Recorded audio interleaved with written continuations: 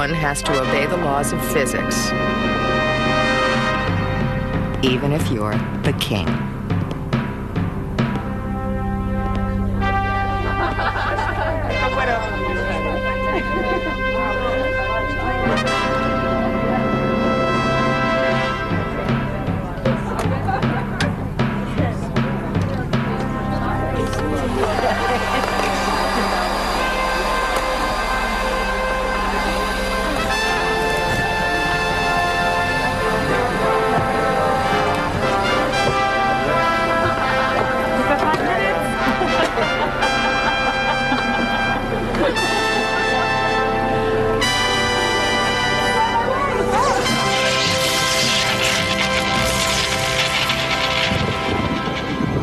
The power to make night into day, create life, or cause death. This is all part of the mystery and magic of electricity.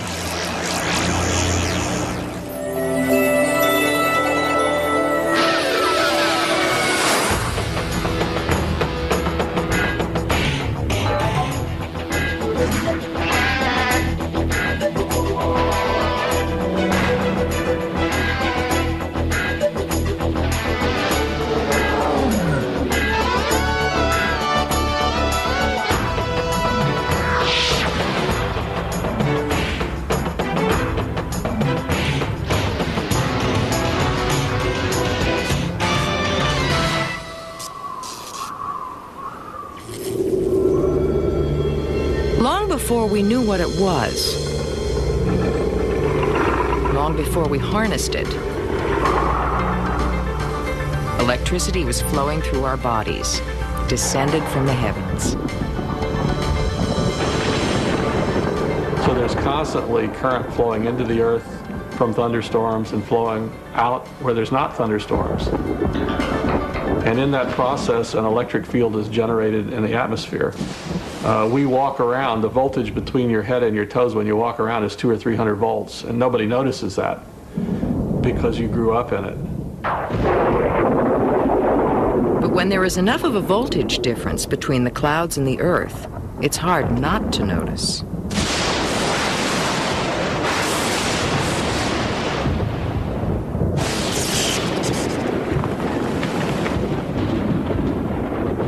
One of those who was fascinated by the phenomenon was Benjamin Franklin. Ben Franklin was a really smart guy. He was one of the original experimenters with electricity, period. He, in fact, invented the designation of positive and negative charge.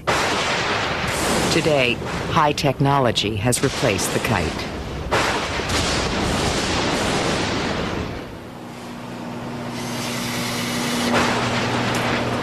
In north-central Florida, scientists summon lightning and bring it to the Earth with a rocket and a wire. We can make the cloud produce lightning and direct it where we want to direct it to do tests, and that really hasn't been possible before. They direct the lightning to strike simulated houses and power lines to understand what happens when it hits. The rocket launch provides a more controlled experiment than anything Ben Franklin could have imagined. Well, we do similar things. He didn't think his kite was going to get struck, and he thought that if it was going to get struck, that he wouldn't get hurt. So he was wrong there. If the kite had been struck, he probably would have been killed, as have many people flying kites. They load a rocket and launch it into the belly of a thundercloud. From the rocket's tail, a spool of copper wire unwinds, creating a path for the lightning to follow. There's a level of excitement and tension before you push the button, and then there's a level of holding your breath for 2 seconds when the rocket goes up that's unlike anything else. And success feels real good because we only make it happen 20, 25 times a summer, so every one is a big deal.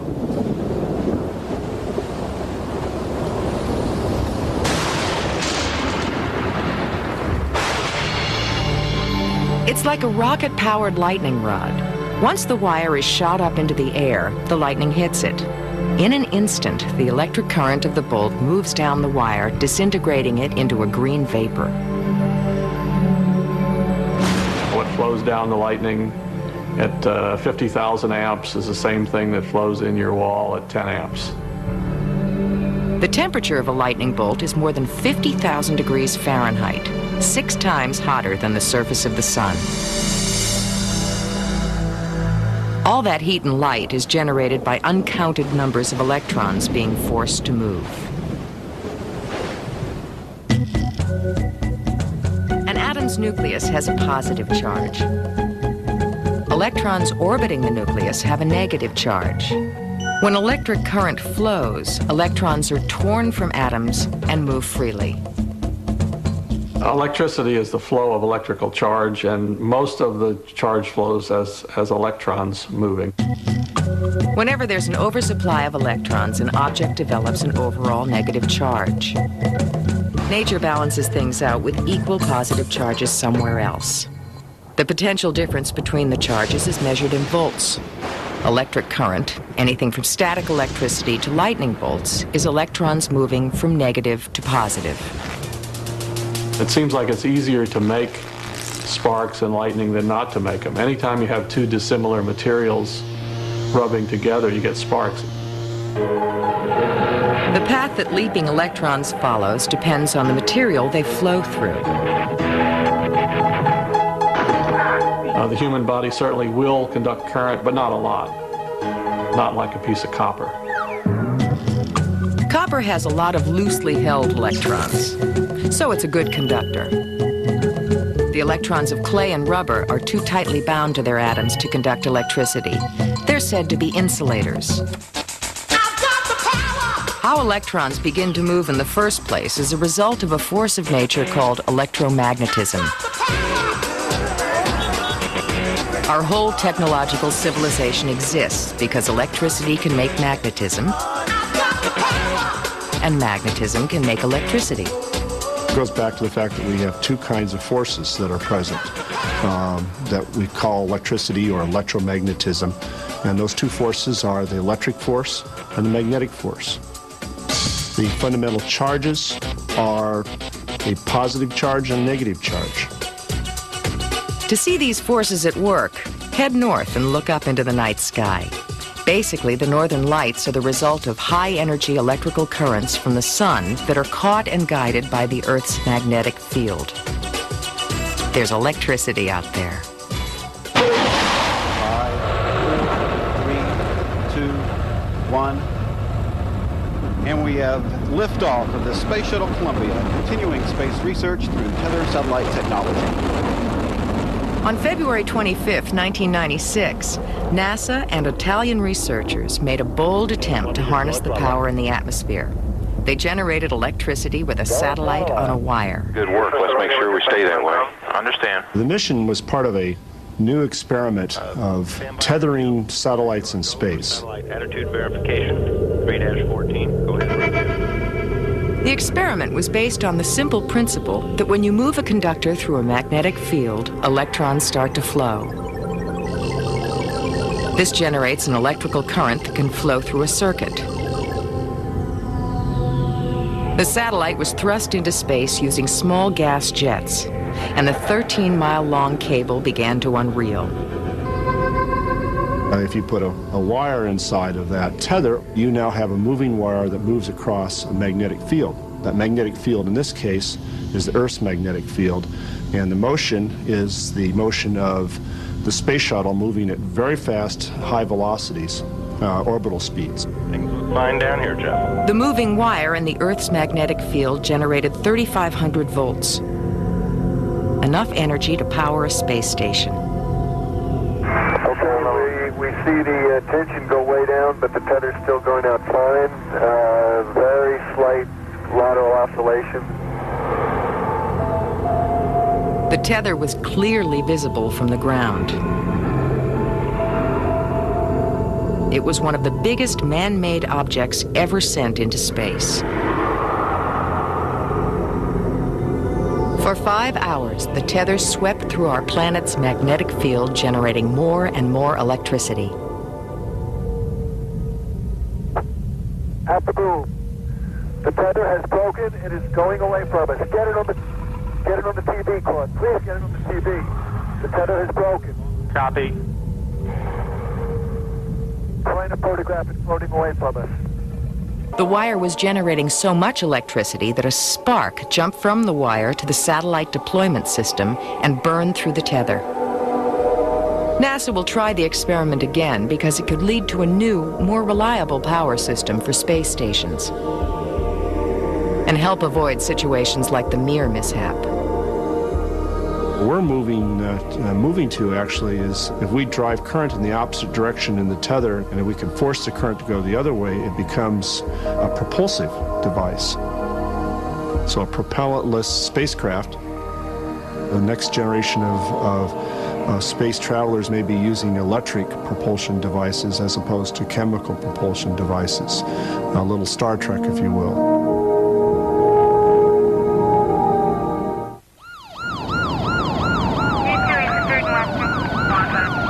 Perhaps we notice electricity most when we don't have any.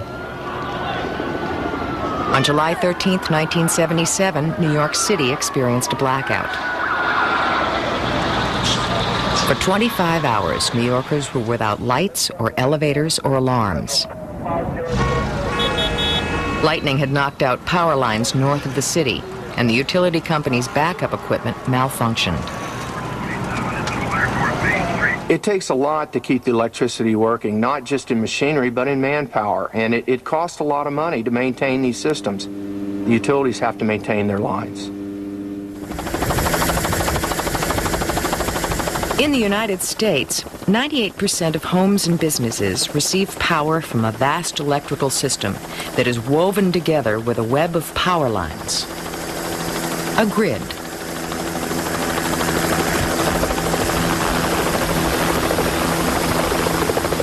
These power lines are naked live wires, carrying 500,000 volts.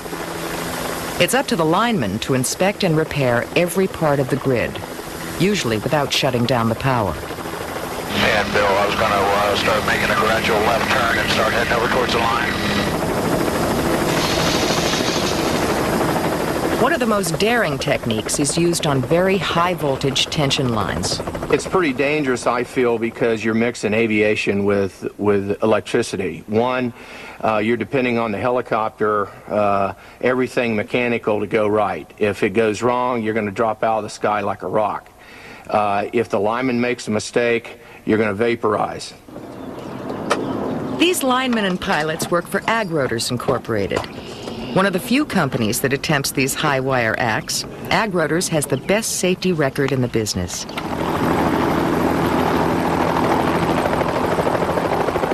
There's linemen all over the United States that are risking their lives every day to keep the power flowing.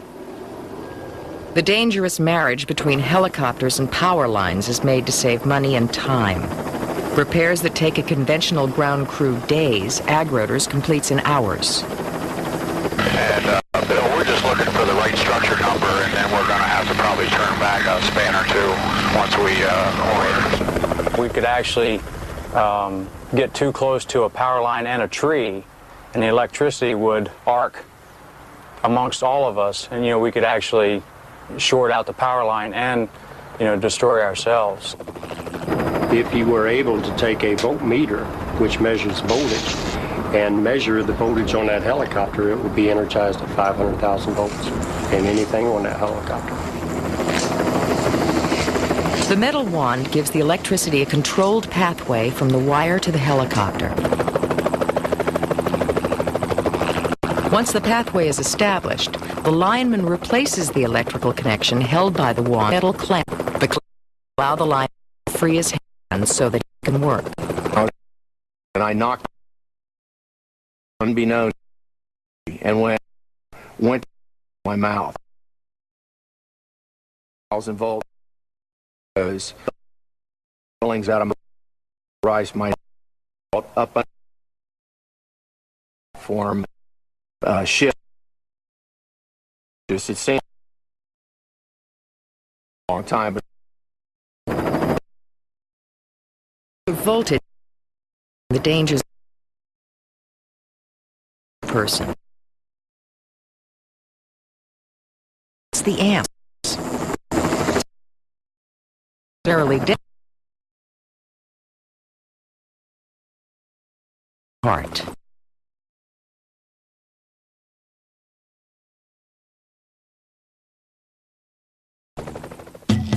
flow of water.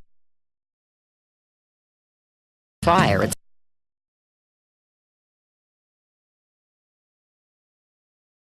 not the best choice. You need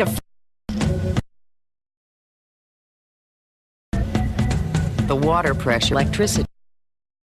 The amount of water is like electrical current and is measured in amps. Electrical measurements are based on numbers of electrons. A light bulb, which uses 1 amp of current, has 16 quintillion electrons moving past a single point in the wire each second.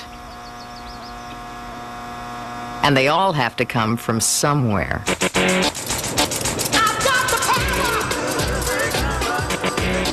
Good evening, ladies and gentlemen. My name is Bruce. I'm going to be your guide for the tour this evening. Behind me is Hoover Dam, 726 feet tall and 660 feet thick at the base. Hoover Dam contains enough concrete to pave a 2-lane road from San Francisco, California to Miami, Florida.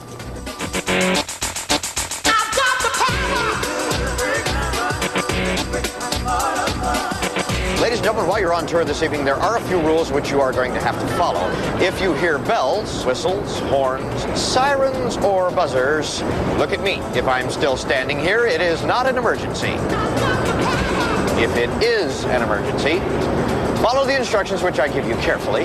Don't trample me trying to escape. I have the keys. Hoover Dam is one of the greatest civil engineering feats in the world. The dam is more than 700 feet high, forming a lake more than 100 miles long. Its purpose? To turn the energy of falling water into electrical energy. Today, Hoover Dam alone generates enough electricity to serve more than 1 million people. That's a lot of watts. Multiply volts times amps, and you get watts. It takes 100 watts to light a bulb. 1,000 watts equals 1 kilowatt. Hoover Dam produces 4 billion kilowatts a year. Electricity that's sent to California, Nevada, and Arizona.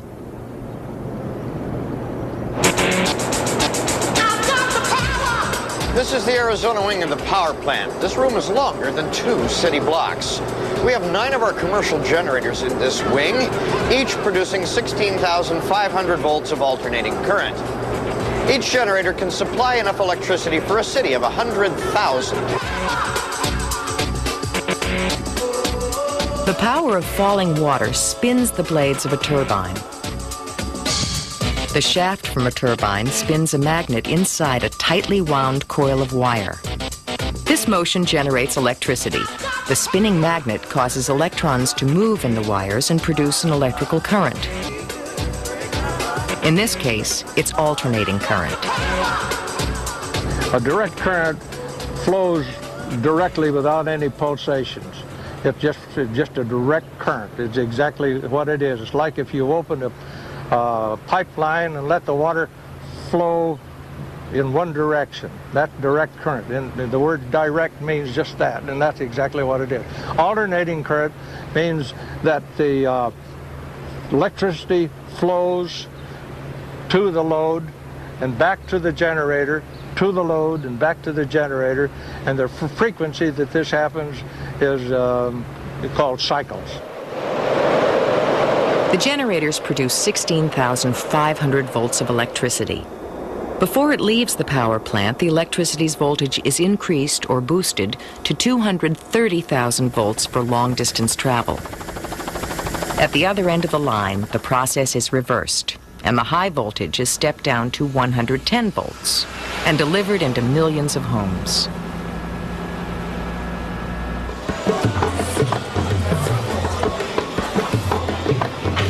In the shanty towns of Rio de Janeiro, Brazilians who are unable to pay for electrical power learn how to tap into the grid for free. Bom, eu levo o fio da ligação da minha casa até I take wire from my house up to a clock or a light post, and from there I bring in the electricity. Electricity is siphoned from main lines and tangles of makeshift wiring. Live wires and unsafe connections are hazards that the local people live with. or in some tragic cases, die by. Horrível porque ele não sobreviveu. Ele foi fazer uma ligação com a It was horrible because the electrician pirate didn't survive. He was making a connection for a lady whose house had had a blackout.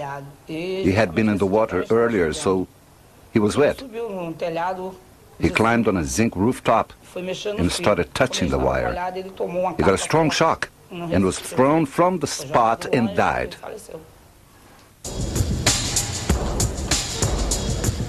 Las Vegas.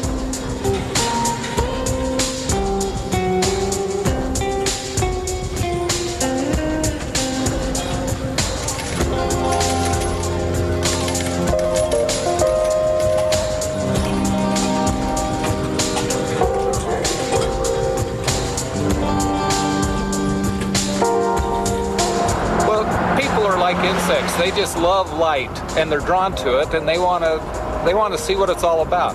And so the casino operators and everybody here put a lot of light out, and it just draws people in. That just says, we're having a party here, come on in, come on in. In Vegas, the theory is, if you build it, they will come. And if you build it and cover it with lights, they will come and spend money.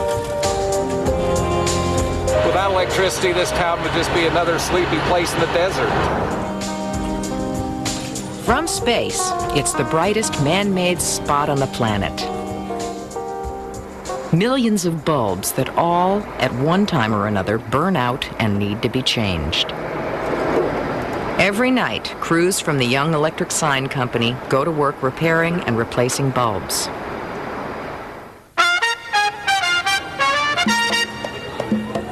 One of their biggest jobs is the Fremont Street experience. On a grid above pedestrians shine 2 million bulbs and a $70 million light show. The town never shuts down, but things are a little slower after midnight. That's when the crews test the system and make repairs. It's Homer King's job to change the bulbs. That way the computer will tell it how bright to go. These bulbs have a life expectancy of 25,000 hours. I'm on a roll tonight here. A light bulb lights because its filament offers some resistance to the flow of electrons. Okay, that looks better. As the electrons try to crowd through a hair-thin tungsten wire, the energy spent overcoming resistance turns into heat.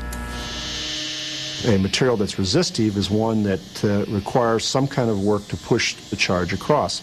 That means you're giving up energy that turns into heat and will heat that element up. And here, heat means light. The filament reaches a temperature of about 4,500 degrees Fahrenheit. On Fremont Street, the bulbs burn bright. 7 shows a day, 7 days a week. And nothing stops the display, except for thunderstorms. Run this color for about 10 to 15 minutes. People ask us all the time, does this keep rain out? Well, no, it doesn't keep rain out. Water doesn't really hurt it. What hurts is this lightning. We got 30 computers on the other side of this frame. So when the lightning's there, we shut it down. The Fremont streetlights are controlled by 121 computers. It's the largest outdoor sign in the world, towering 90 feet high and spanning almost 5 football fields. Hard Rock, this is one of my favorite properties here. Not all the lights in Las Vegas rely on bulbs. Neon and fluorescent lights use electricity to excite atoms that do the glowing, instead of heating up a thin wire. The signs may change, but using light to attract crowds has been around since electricity was harnessed.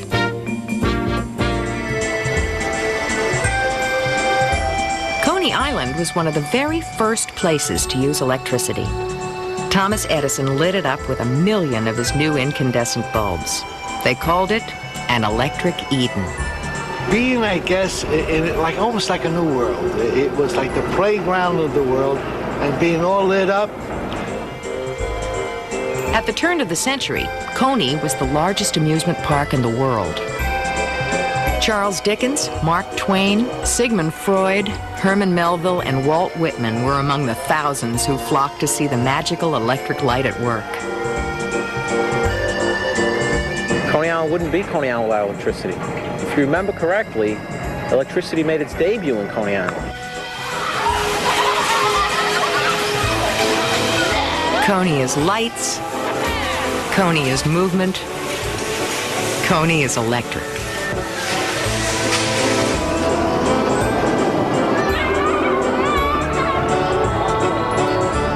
The electric Astroland Cyclone is ranked one of the top 5 roller coasters in the country, and it is one of the oldest. By the time it reaches the bottom, it's traveling 55 miles an hour.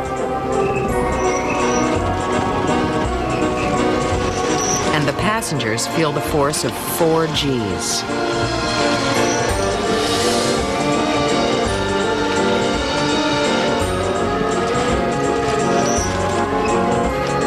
For the last 70 years, this electric motor has made it all possible, pulling the 7-ton car to the top of the hill.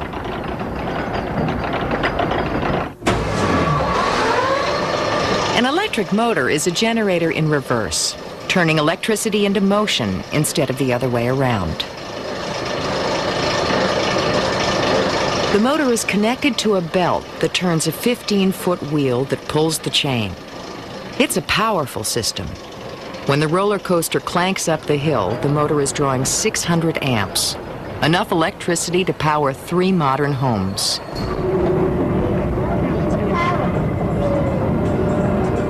Coney Island was one of the first places that exploited electricity for profit and pleasure. Good use. It's the only use. I mean, listen, electricity, it attracts us all. If we didn't have electricity, where would we be? As soon as scientists were able to capture electrical energy, they began to experiment with it. In 1780, an Italian anatomist, Luigi Galvani, made groundbreaking discoveries. Galvani made lightning measurements.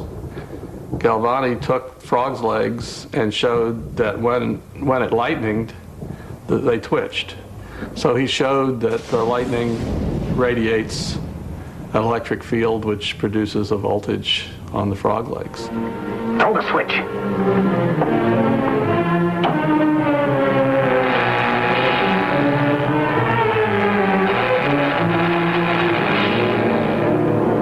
But wait, I thought I saw a pulsation of the heart.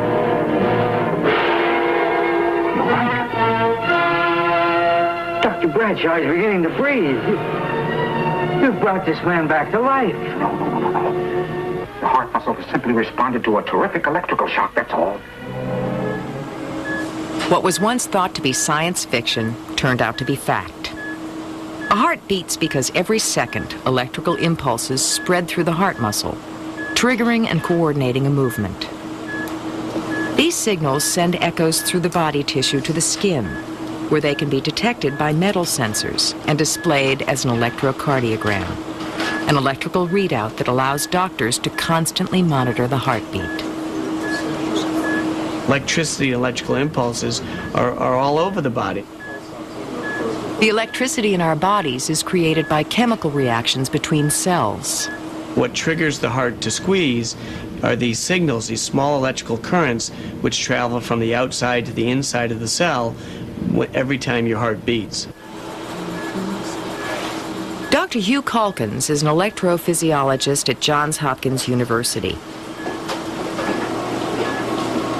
He uses electricity to treat and cure electrical malfunctions of the heart.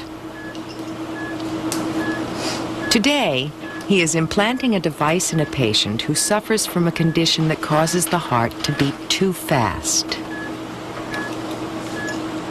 It takes a certain amount of time for the heart to squeeze blood out of the heart, and also for blood to get back in very, very fast. Instead of squeeze in a rhythmic fashion, it will literally be quivering and no blood will flow in the body, and within seconds you'll pass out, and minutes after that you'll be dead. In order to restore the heartbeat, the victim needs an electrical shock. When you just put these on the body, you get what's called a quick look, that this acts as an antenna. You can see what the heart rhythm is, and if it's not what you want it to be, if it's ventricular fibrillation, then you can go ahead and discharge it. The way that's done is by pushing both of these buttons simultaneously will cause these to fire, and that will give a 360 joule shock across the body. And to the degree that the heart's in between, the heart will be depolarized and normal rhythm will be restored. In the electrophysiology lab, the technology of portable defibrillators is now being implanted in the body. Calkins threads a small wire lead down into the heart. That's up in the pulmonary artery. The wire lead acts like permanent paddles on the heart. If the implantable defibrillator detects a problem, it will automatically give an electrical shock to the heart within 10 or 15 seconds. When I put one of these in, you really have this comforting sensation that this patient, it's like as if they're in the intensive care unit forever, that if ever they develop a rhythm abnormality, too slow or too fast, it will take care of it. And it's really this tremendous insurance policy. The most critical part of the procedure is the testing of the device. Everything all set? Here we go. The patient is given a shock that puts his heart into overdrive. The heart starts fluttering rather than beating steadily. Ventricular fibrillation, they call it. Sudden cardiac death. It's the only way to test the device. When we were putting in the defibrillator is when we induced this ventricular fibrillation, this very fast heart rhythm. You saw a lot of very rapid squiggles on the screen, and that was the heart beating very, very chaotically with multiple short circuits swirling around the heart, resulting in the heart beating 400 or 500 beats a minute. So 10 joules is about 500 volts. Yeah, this shows the whole readout from how we induce it with a shock, and this is the VF. And it takes, you can see, about 8 seconds for the device to charge up and get them out of the rhythm. The trick is to customize the implantable defibrillator so it delivers the lowest level of energy that can still get the heart beating back to its normal rhythm.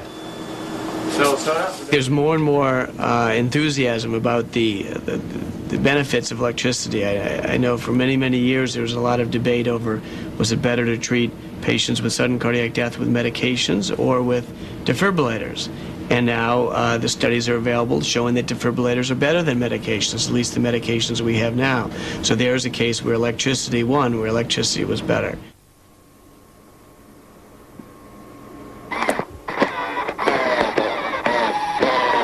This is a Utah arm, one of the newest links between human and machine. The device uses the body's own electrical impulses to operate and control an electrical arm. John Migueles works with amputees, teaching them how to use and operate the myoelectric arm. Right now there's a race between limb transplant and electronics. We start off with a silicone skin, and inside it there are electrical motors that control the opening and closing of the fingers. Next, very often we have a electrical motor here that operates wrist rotation, supination or pronation. Then we also have an electrical motor over here that controls this transmission that you can see that controls flexion and extension of the elbow. The microcomputer is mounted right here, and that processes all that information. One of the neat things about the hand is it offers a lot of pinch force, over 22 pounds of pinch.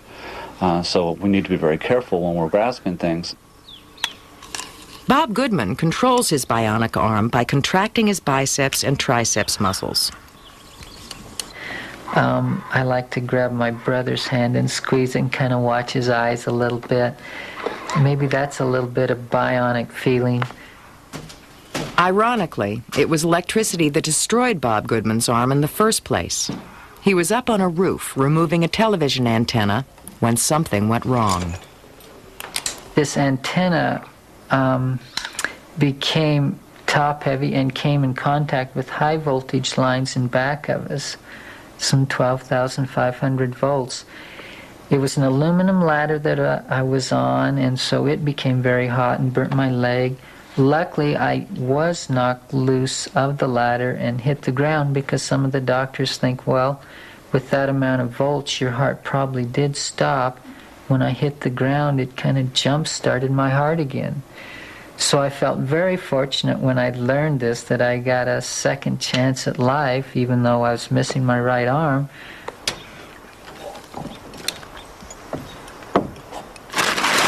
When the brain sends an electrical signal to flex the arm muscle, the signal, or impulse, is intercepted at the muscle site by electrodes, or skin sensors.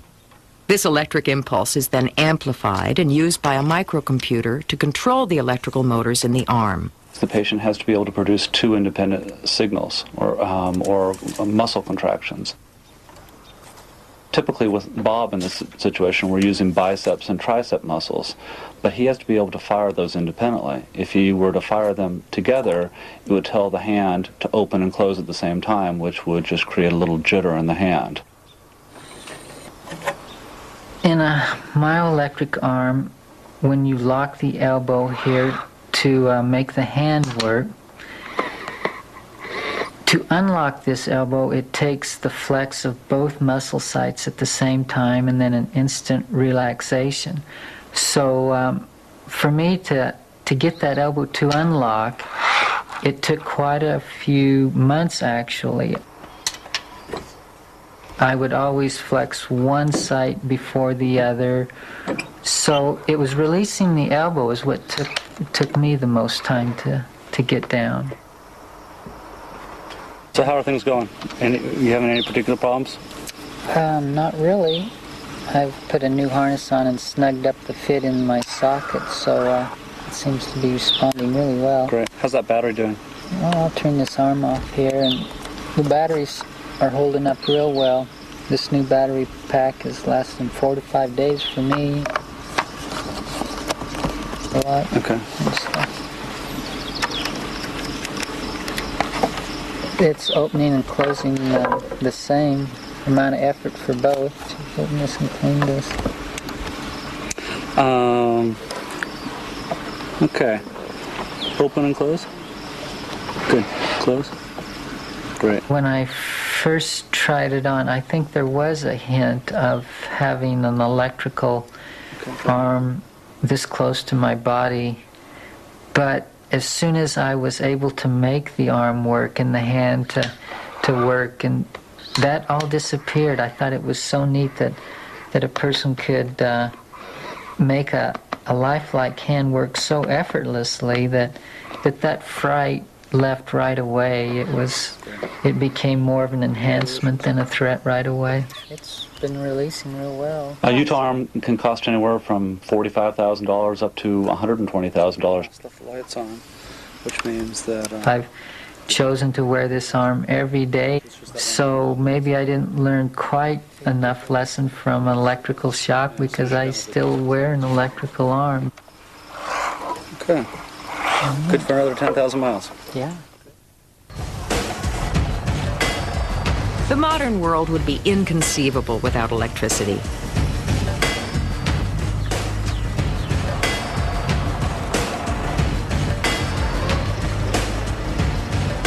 In 8 hours, a man used to hard work can continuously exert 1/10 of a horsepower. But the same amount of work can be done by an electrical motor in a fraction of the time. Electricity as a harnessed power has no rival. It is clean, silent, and can be turned on and off instantly.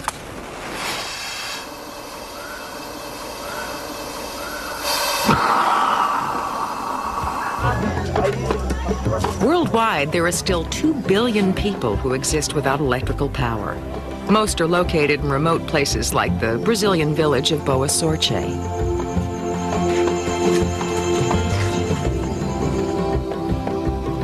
Too isolated to receive power from the country's grid, the residents did without the electrical inventions of the 20th century. And without conveniences like medical vaccines that need refrigeration.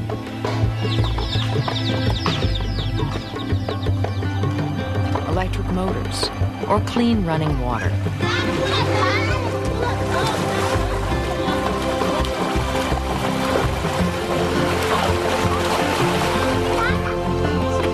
The villagers used contaminated surface water, which was funneled from the springs to the local watering hole. The only clean water was buried deep beneath the earth. An electrical pump was needed to get the water to the surface. To solve this problem, the governments of Brazil and the U.S. joined forces to provide electricity by harnessing the sun's energy. Putting up power poles and lines is so expensive that actually photovoltaic energy is much cheaper here than using traditional forms of fuel. Photovoltaic cells, or solar panels, convert energy radiated by the sun into electricity. Clean, renewable power that villages like this can afford. Engineer Roger Taylor is part of the electrification initiative in Brazil. In this particular village, they're going to change by having the school accessible at night. The health clinic will certainly be able to store vaccines and provide more immediate health services. And the water pumping system here, particularly since it's so deep, will provide very pure, very clean, filtered water. The joint effort will set up 4 different systems here. The largest will power an electric water pump for the well.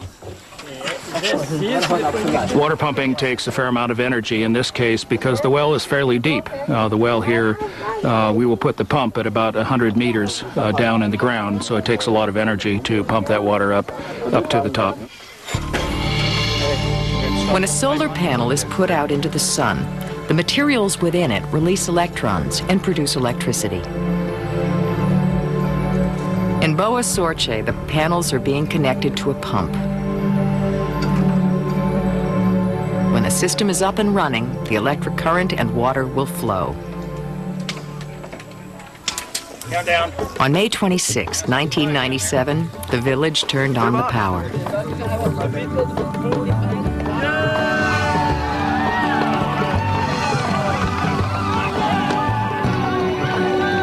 Technological advancements that took 100 years to develop arrived here with the flick of a switch.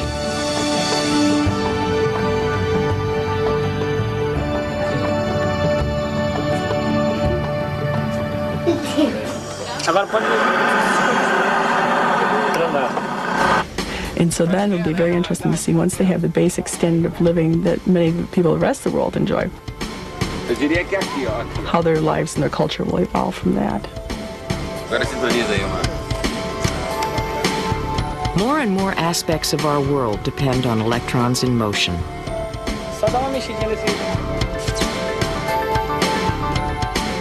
They flow through countless switches and machines. They flow through our bodies and brains. They can even start life. So in a test tube, you can make lifelike things, molecules, with electric sparks. When researchers in Scotland cloned a sheep named Dolly, a tiny spark of electricity was used to fuse cells and start the egg growing into an embryo.